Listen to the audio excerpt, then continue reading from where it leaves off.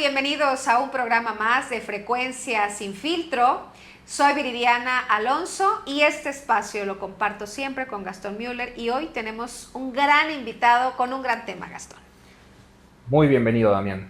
Muchísimas gracias por la invitación y un gusto estar en este espacio y pues con temas tan interesantes que siempre manejan. Así es.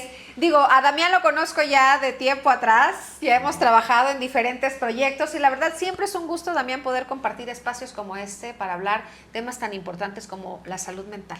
Creo que hoy en día, en la actualidad donde vivimos con estrés, con ansiedad, con depresión, en el día a día, y desde muy temprana edad, no solamente los adultos, sino desde los adolescentes ya están viviendo con esto. Qué importante es poder trabajar nuestra salud mental. Y hoy, el tema de hoy principalmente, por todas las noticias que hemos visto a lo largo de la semana, tristemente, el tema de la depresión y el final que lleva el no saber trabajar y tener las herramientas a tiempo que termine en suicidio. Sí, creo que hablar de depresión siempre es un tema a veces hasta trillado. Es un tema que escuchamos mucho y creo que malamente de tanto que lo escuchamos se normaliza, ¿no? Se normaliza el pensar que... se normaliza el grado de que se le pierde importancia. ¿Por qué? Hay dos cosas muy importantes. Una es la falta de diagnósticos acertados acerca de la depresión. La falta de diagnósticos acertados te lleva a que muchas personas digan, es que tengo depresión. Y a ver, no tienes depresión, ¿sí?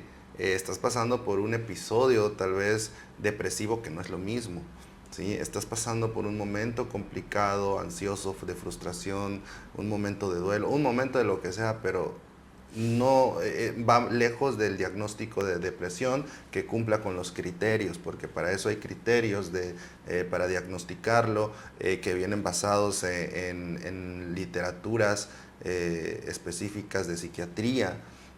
Y entonces, si no hay un diagnóstico, muchas personas dicen tengo depresión.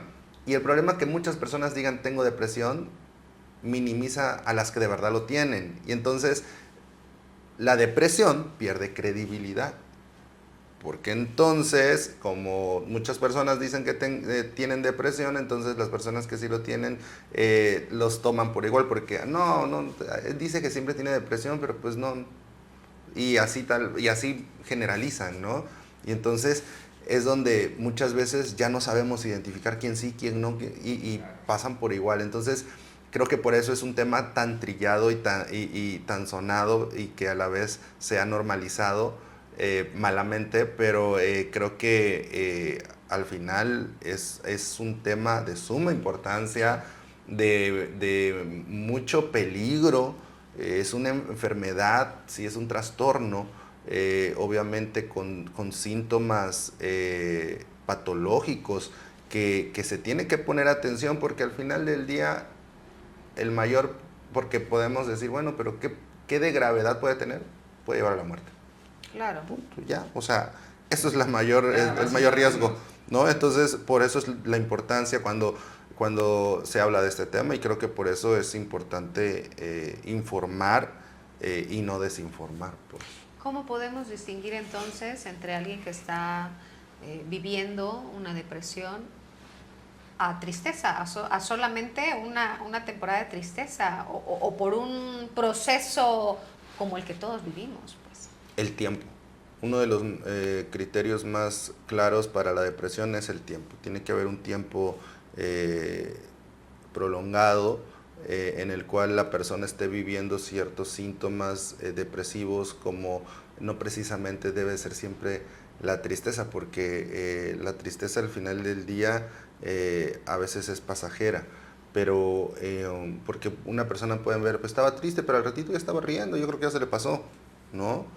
Y no, o sea, posiblemente estaba triste, después empezó a reír porque tenía que enfrentar y porque se quiso animar a enfrentar, pero es el tiempo que te lleva de no solamente la tristeza, sino el aislamiento, el soltar cosas que dejabas de hacer, que solías hacer, el ya no tener como la misma chispa que con la que te conocían, elegir cosas diferentes que no solías elegir. Y todo eso va enfocado como a cuando te apagas, pues, ¿sí? El apagarte emocionalmente, y que las personas de alguna u otra manera puedan observar ese cambio, porque a veces es observable, a veces no. Y esa es la gran máscara de la depresión, que hay personas que viven esta depresión silenciosa. Hay personas que es evidente los síntomas. Hay personas que viven una depresión silenciosa que muestran esta normalidad, ¿sí? ¿Por qué? Porque por el miedo a enfrentar, porque no quiero, por el prejuicio, por el que dirán, por muchas cosas. Entonces prefieren como aparentar todo y bueno, el problema es que detrás de eso viven los mismos síntomas, ¿sí? Pero ya nadie lo ve, ¿no? Ya nadie lo ve. Entonces, ¿cómo identificarlo? Creo que observando y conociendo muy bien a las personas que tienes, no pasar por alto, pues. A ver, es que no, yo creo que es, no, a ver, observa, analiza, pregunta, ¿sí? Hay personas que no lo dicen, pero si le preguntas, tal vez están esperando eso. ¿Cómo te sientes? Oye, he observado esto de ti, pasa algo, sabes que puedes confiar en mí, si necesitas algo, aquí estoy. Y a veces solo esperan eso como para allá. ¿Y cómo hacer el match con las nuevas adolescencias? Porque lo hablábamos fuera de cámara. Hoy en día el gran problema son las adolescencias. Bueno, problema en el sentido de que muchos niños de 14 en adelante deciden suicidarse. Lo hablábamos que por un teléfono, que por una relación. ¿Cómo hacer ese match? Porque hoy en día también la comunicación interna de la familia ya también cambió la dinámica. Cuando le preguntas a un adolescente cómo está, te dice, ay papá, ¿con qué necesidad? todo bien. O todo bien, ¿no? El famoso bien, todo bien. Entonces, ¿qué herramientas o por dónde empezar a observar un poquito más y como papás también, qué herramientas podemos tener como para decir, bueno, a ver, 1, 2, 3, ¿sabes qué? Vamos a ir al psicólogo. Sí, creo que, por ejemplo, con adolescentes cambia un poquito la dinámica. Tenemos que saber justamente tomar el contexto del adolescente, que el adolescente no le gusta abrirse. No todos, pero pues estamos hablando como de una generalidad nada más, pero obviamente hay adolescentes que expresan, que hablan y qué bueno, pero hay muchos que no. Entonces, tenemos que saber que el adolescente si le preguntas, te va a decir todo bien, ¿sí? Todo bien, no pasa nada, hasta se puede enojar, ¿sí? Porque no le gusta ser como, sentirse como expuesto. Entonces, yo siempre le comento a los papás, bueno, hay que cambiar la dinámica, no preguntes, ¿sí? Acércate y ahí puedes identificar cómo con la comunicación.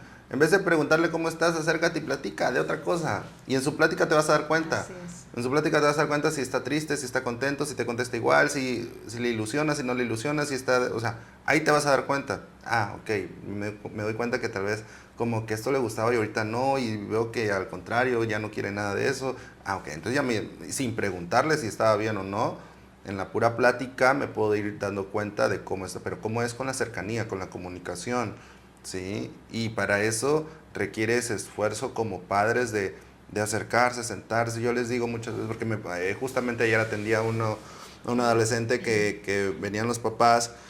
Decían, es que es muy rebelde, es que no hace caso, es que, bueno. Y tú, bienvenido a la adolescencia, esa es la adolescencia, la rebeldía. Justo, ¿no? La contradicción al papá. Les adolece todo justamente. Entonces, yo les decía, bueno, ok, hablando con el chavito, pues, todo bien. Me doy cuenta que sí, efectivamente se pone a la defensiva, pero ¿por qué? Porque los papás no tienen las herramientas para acercarse. La mamá primero, por un lado, le ruega todo. Hijito, por favor, hazlo. Y obviamente el adolescente, negado. Y del otro lado el papá es todo lo contrario, es demasiado duro, demasiado imponente, agresivo. Y entonces eso lo resiente a él, ¿no? Entonces es tomar, a ver, por un lado sí deben de haber los límites, porque los límites deben de existir. Sí, claros. porque no se les tiene que tampoco como rogar para que hagan las cosas bien. Pero tampoco tienes que ir y pegarle, y gritarle y enfrentarte. No, todo es con límites, con límites positivos con consecuencias positivas y consecuencias negativas de acuerdo a sus acciones. Y entonces el adolescente empieza a tomar conciencia de sus acciones. Entonces, apréndete a acercar para que tú, como en un trabajo, un jefe, para que mande, primero debe de ser cercano no amigo tal vez, pero pues sí conocer pues a sus colaboradores, ¿no?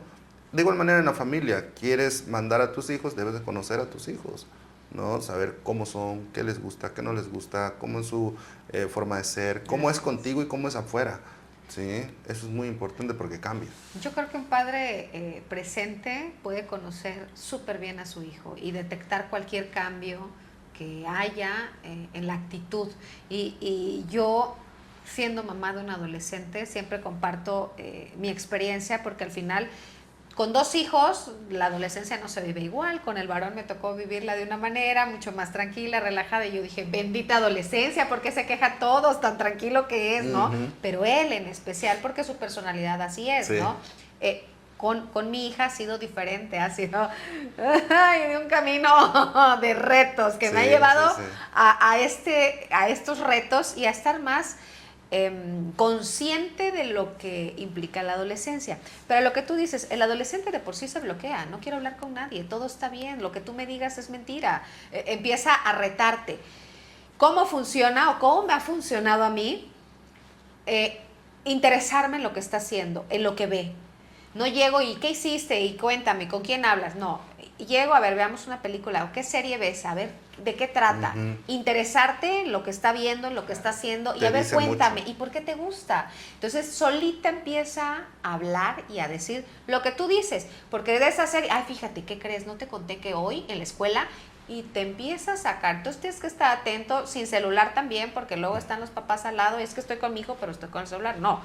Sí. Ver a los hijos, hablar con ellos, interesarse en lo que están haciendo, cómo te va con tus amigos, cómo te va, quién te gusta alguien, o por qué. Creo que eso empieza a dar pie a conocer lo que tu hijo está viviendo, sintiendo, y ahí te vas a dar cuenta si está triste. Mira, yo me conozco perfectamente bien a mi hija, que a mí ya no me engaña, ¿no? Entonces ya sé cuando está en un momento de que o se enojó con una amiga, o le fue mal en un examen, o se siente frustrada.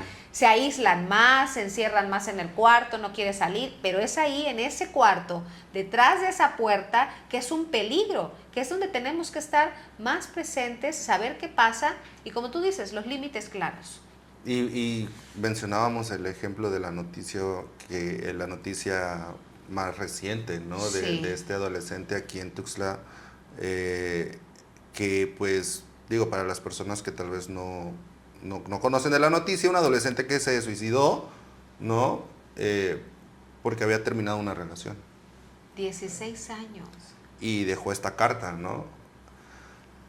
Creo que lo más dañino no es decir, bueno, porque lo peor es que en la sociedad podemos juzgar cómo un adolescente se puede suicidar por eso.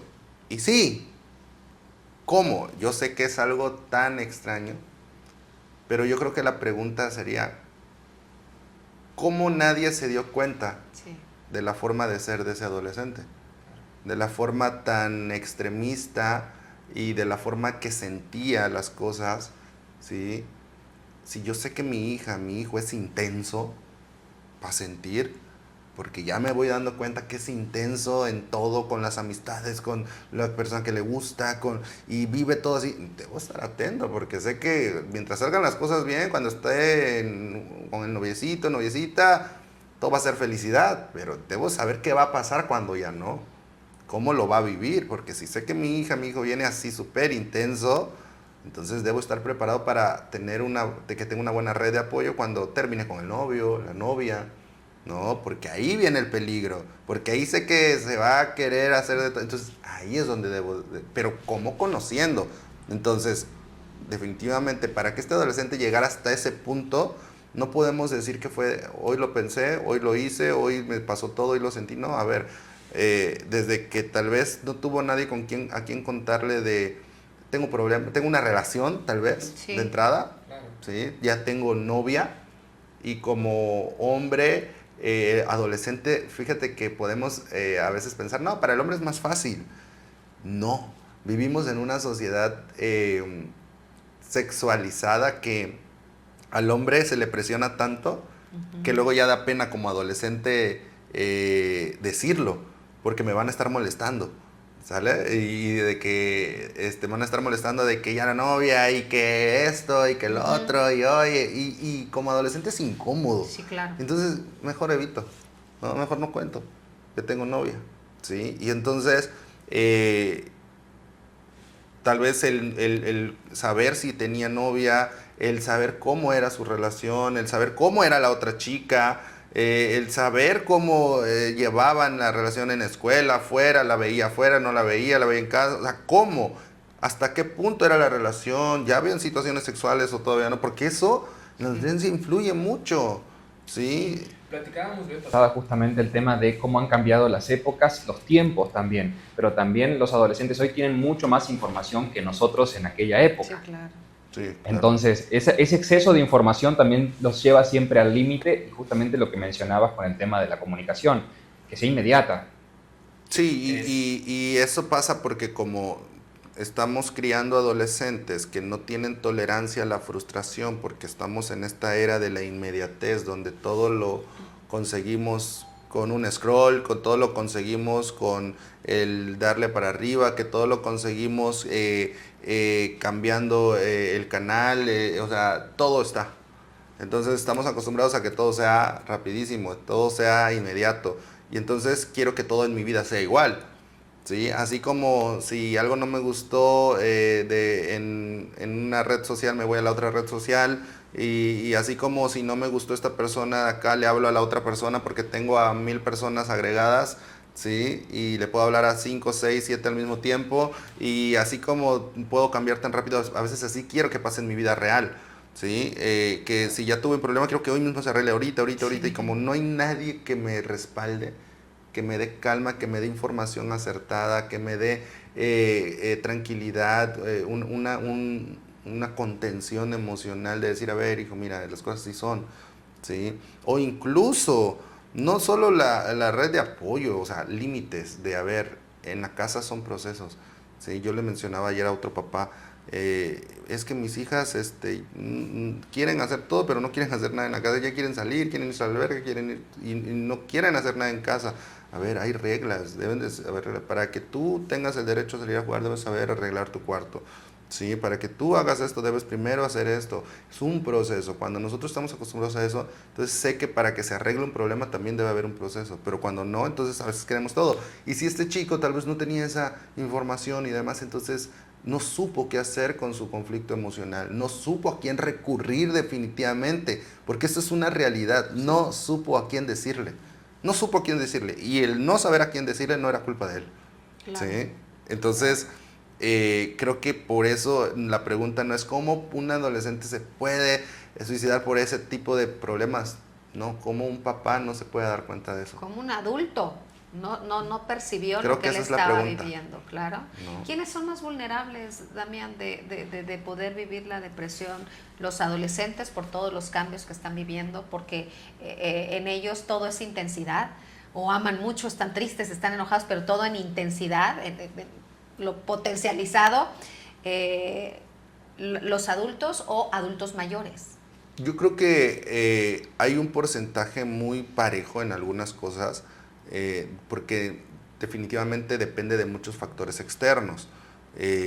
Un adolescente es muy propenso, muy vulnerable por la etapa en la que está viviendo, por la etapa física, hormonal y demás. Es propenso, muy vulnerable, pero también depende mucho de la familia, ¿sí? De la red de apoyo que tenga. Un adolescente, por más que sea muy vulnerable por la simple etapa, si tiene una buena red de apoyo, va a poder sobrellevarlo de una buena manera. Da lo mismo con un adulto. Un adulto, podríamos decir, ya no es tan vulnerable, pero si tiene factores externos por los cuales esté pasando, sea el tema que sea, laboral, familiar, sentimental, lo que sea, si no tiene la red de apoyo, ¿sí? Y él no tiene esa capacidad de saber manejar la frustración, los problemas, entonces también se vuelve muy vulnerable. ¿sí? Entonces yo creo que tenemos que poner atención más en la gente que nos rodea o en nosotros mismos, porque si tú hoy, por eso es la información, ¿sí? Porque si tú hoy sabes que estás pasando por algo similar, debes de darle importancia, porque yo sé que al final del día perdemos, la depresión te lleva a perder el interés, y de entrada el interés por ti, ¿sí? Entonces es difícil decirle a una persona con depresión, atiéndete, porque sé que es complicado, pero de verdad, o sea, si tú eres una persona que estás pasando por un momento de este tipo, que sabes que hay síntomas que ya llevan rato contigo y que no los puedes manejar y que son incontrolables, tienes que dar solo un paso. Solo un paso es el que tienen que dar a pedir ayuda.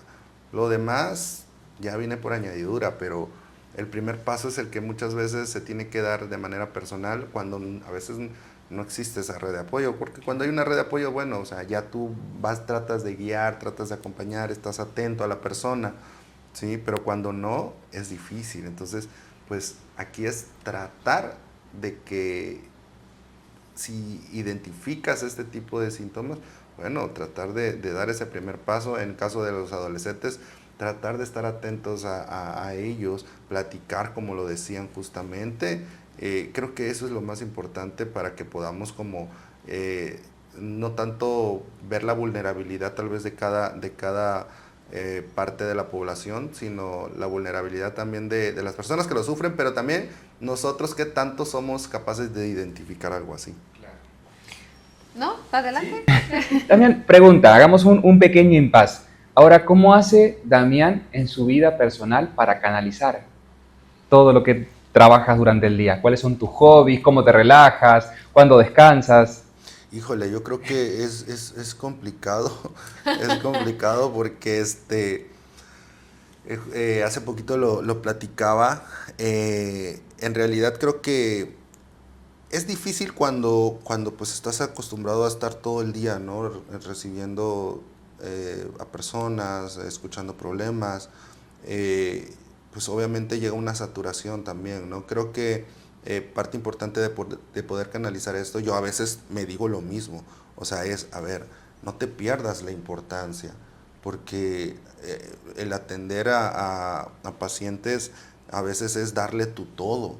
Sí, porque hay veces que yo puedo llegar tal vez no tan bien emocionalmente al consultorio, pero mi paciente me requiere al 100%, no a medias. Y entonces es un esfuerzo grandísimo y el tratar de escuchar, tratar de darle tu 100, empatía, todo lo que tienes que conectar emocionalmente en un consultorio. Y, y hay algo que yo le he mencionado a las personas más cercanas que me rodean, que yo a veces salgo o sea, en la noche cuando ya termino, yo salgo y de verdad ya no quiero hablar con nadie. O sea, con nadie. Exactamente, por eso decía, no, muchos psicólogos te dicen eso, ¿sabes qué? Después de terminar el día es silencio por lo no menos quiero 2 o 3 hablar, horas. no quiero hablar con nadie. Pero sí, ¿cómo lo canalizo? Creo que algo muy importante el ejercicio. Sí, actualmente, por ejemplo, el ir al gym, me gusta mucho el fútbol, el rodearme de mis seres queridos, ¿no? Es como regresar un poquito a tu centro. Porque también si tú te sobreexpones no sé, por ejemplo, en mi caso no me serviría como ir y, no sé, irme de fiesta o así, porque es como exponerme más a la socialización y creo que no me retribuye nada. Pero al final yo creo que sí es importante que todos tengamos como esta forma de saber canalizar nuestro estrés, nuestra saturación, porque sí, ahí empieza, porque incluso ahí empieza, por ejemplo, una depresión silenciosa. ¿Sí? El que yo no supiera decir, bueno, llego y como me siento mal, pero tampoco lo digo porque no puedo, porque es mi trabajo, porque también tengo que ser proveedor, porque también tengo que ser el hombre de la casa, porque también tengo que hacer miles de cosas, pues entonces mejor me lo callo y debo de estar bien para todos y pues entonces ahí queda, ¿no? Y entonces me lo voy callando y empieza esta depresión silenciosa. Entonces es, bueno, a algún punto, obviamente, llevar terapia. Tengo que llevar terapia, o sea, no Claro, podría. esa era la otra pregunta. La mayoría de los terapeutas llevan terapia. No podría, no, definitivamente no podría porque, o sea, y más a veces como psicoterapeuta es difícil, pues, ¿no? Acercarte a otras personas o incluso el prejuicio de como yo.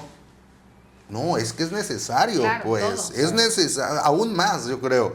¿no? Entonces, sí, yo creo que cada uno debe de tener como ese centro donde se recarga. ¿Sí? Ese centro donde te recargas y ese centro donde te recargas de energía, de positividad, pues ya tú vas a ir viendo quiénes son. Que sí sugiero siempre, y eso es bien importante, que ese centro de donde tú te recargas emocionalmente no sea dependiente, ¿sí? No sea dependiente. No sé, yo te podría decir, pues bueno, yo me puedo recargar en mi esposa. Y sí, todo eso, no, pues sí, qué bueno, no es parte de sí, pero ¿y si mañana no está? Eso está Se bien. me va mi centro de carga y entonces me voy para abajo. No, o sea, tratar de que sí, va a ser un eslabón muy importante, por supuesto, pero no lo es todo. A ver, es mi centro, mi mente, mi familia, tal vez que sé que no van a dejar de ser mi familia, Sí, ¿no? claro. Son mis actividades, ¿sí? Las cosas que yo tal vez puedo controlar más. El que yo puedo ir al gym y ahí desahogarme. Sí, también ¿sí? esos El que yo espacios, puedo, sin que eso sea- yo puedo ir a jugar fútbol y ahí me desfogo. O sea, es lo que yo puedo, pero no lo que dependa tanto. ¿Sí? Porque entonces también corre un peligro. Hace rato mencionabas cómo canaliza el hecho de tu estrés, tu carga, ¿no? Como hombre, y vino a mi mente una pregunta: ¿quiénes son más propensos a vivir la depresión, hombres o mujeres? Creo que a los hombres se les exige mucho el ser el proveedor, el que cargue, el que sostenga, el que contenga. No puedes mostrarte débil porque entonces eres vulnerable, y si eres vulnerable pues no eres fuerte, y un hombre fuerte no funciona. ¿Quiénes son más propensos a vivir con más depresión? Sufrimos mucho nosotros, amiga. En casos de la vida real, los Sufrimos, hombres. pero no, a ver, hay una estadística bien cañona que creo que ahí hay mucha respuesta, que pues la mayor tasa de suicidios es en hombres. Entonces eso te habla de que hay más depresión en hombres, pero es la que menos se ve. ¿Por qué no lo hablan? Porque no lo hablan.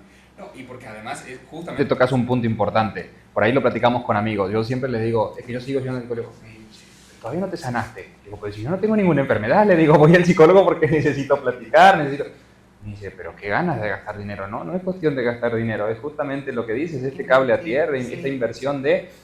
Y también romper estos estereotipos de que uno va al psicólogo porque está loco o va al terapeuta porque está... No.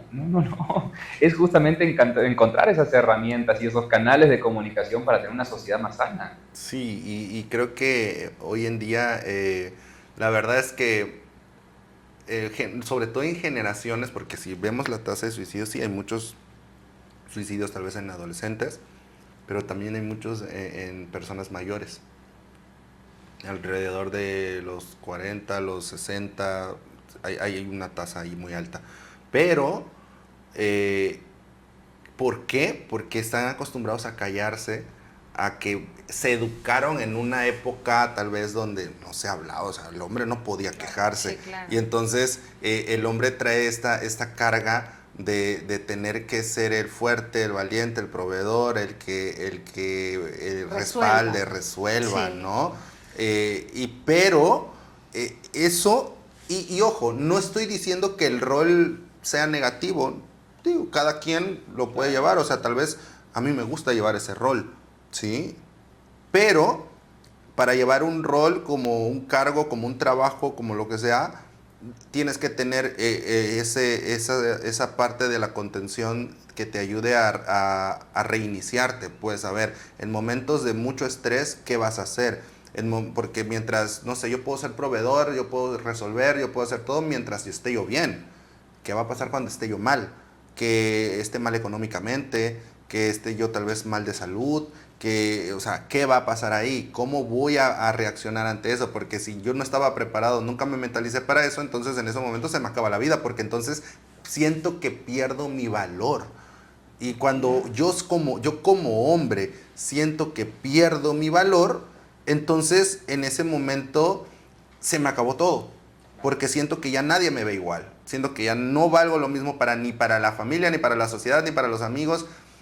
Yo lo ejemplifico, por ejemplo, algo mucho en adicciones, que manejo mucho ese tema.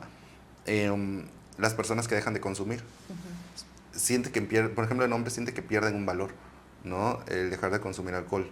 Se les va el valor porque era lo que los hacía sentir y empoderados en todo, y entonces se sentía parte de la sociedad, parte de los amigos, y ahora cuando ya no, pues ya los amigos ya lo excluyen, se burlan, y siente que ya no vale lo mismo y parece una pérdida, aunque en realidad está ganando, sí, pero él no se ha dado cuenta, pero parece una pérdida. Entonces lo mismo pasa en el hombre en este tema de la depresión.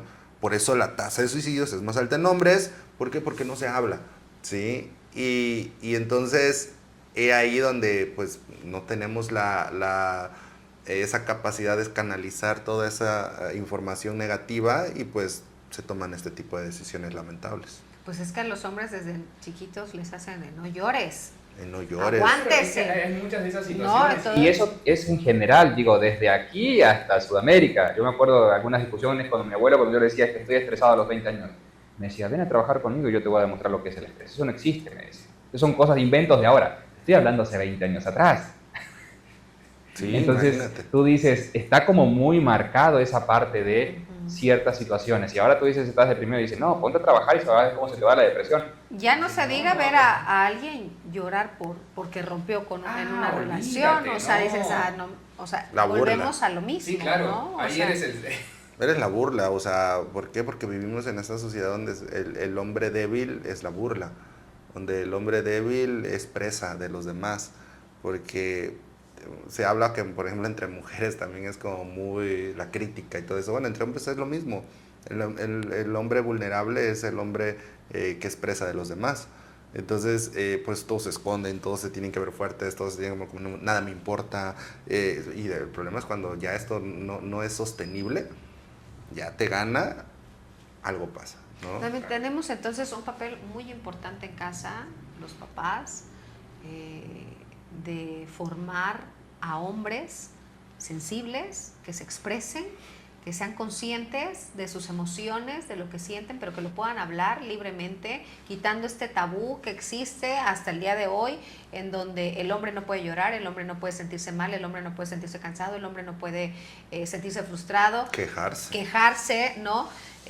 Tenemos un trabajo bien importante como papás en casa, no solamente de quienes son papás de varones, sino en sí de las nuevas generaciones, pero para eso tendríamos entonces que ser adultos conscientes, adultos responsables, para empezar a trabajar lo que no hicimos de chicos. Creo que es nuestra responsabilidad tomar conciencia y saber que todos en algún momento traemos heridas, traemos cargas, claro, cosas, pero que necesitamos sanarlas para poder educar mejor a las generaciones que vienen. Creo que si en casa seguimos minimizando la salud mental como lo que platicabas de, pues que no te curas, pues que estás mal todavía, pues que es que no es una enfermedad, la salud mental es indispensable llevarla, trabajarla, y yo me atrevería a decir que quienes tenemos hijos que van a entrar a la adolescencia, no esperar un cambio, no esperar verlo triste para que tenga un acompañamiento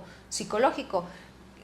Hace poco hablaba con una amiga y me decía, es que mi hijo desde que los 12 años va a terapias porque quería que este proceso, este cambio de por sí que ya viene, es mamá de un varón, me decía, vienen muchos cambios que a lo mejor no los va a querer hablar conmigo porque soy su mamá, pero en terapia a lo mejor sí. Entonces tiene este acompañamiento, es la conciencia de que tenemos que cuidar la salud mental.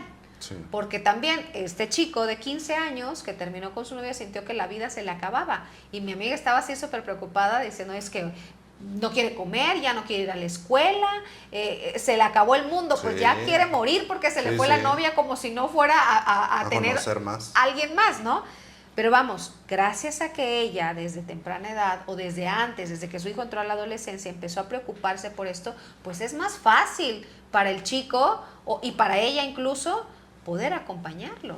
Creo que mencionas algo importante, que es preparar a las nuevas generaciones, sí, una crianza con empatía, sí, yo creo que eso es una crianza responsable, una crianza con empatía, que sean personas empáticas, pero también creo que es muy importante enfocarnos en los adultos, sí, y así como hablábamos de, bueno, pregúntale a a la persona, al hombre, ¿no? Pregúntale qué siente, cómo se siente, necesitas ayuda, a ver, hay deudas en la casa, vemos cómo le hacemos, pero tranquilos, estamos en equipo, no tienes que cargar todo tú, a ver, si necesitas, yo también voy a buscar algo, no te preocupes, o sea, quítale un poco. Pero ¿y ¿no? si no habla? Pero es que pero a ver, o sea, pero es como pareja, claro. como pareja, porque ahí va el otro lado, como pareja,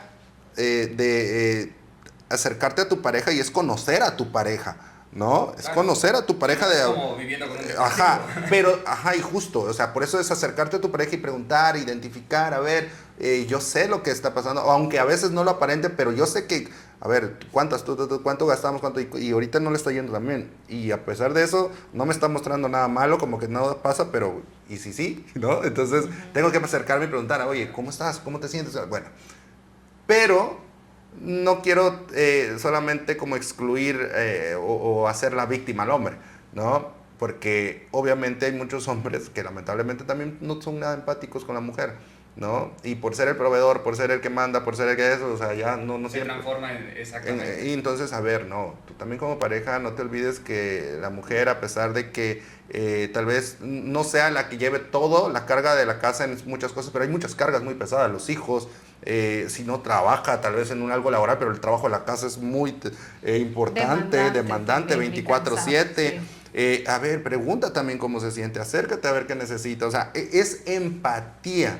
Si tú eres empático con las personas, a pesar de que no te lo pidan, la empatía te hace acercarte, claro. ¿Sí? La empatía de ver a alguien en la calle y que está pasando algo oye, a ver, ¿necesitas ayuda?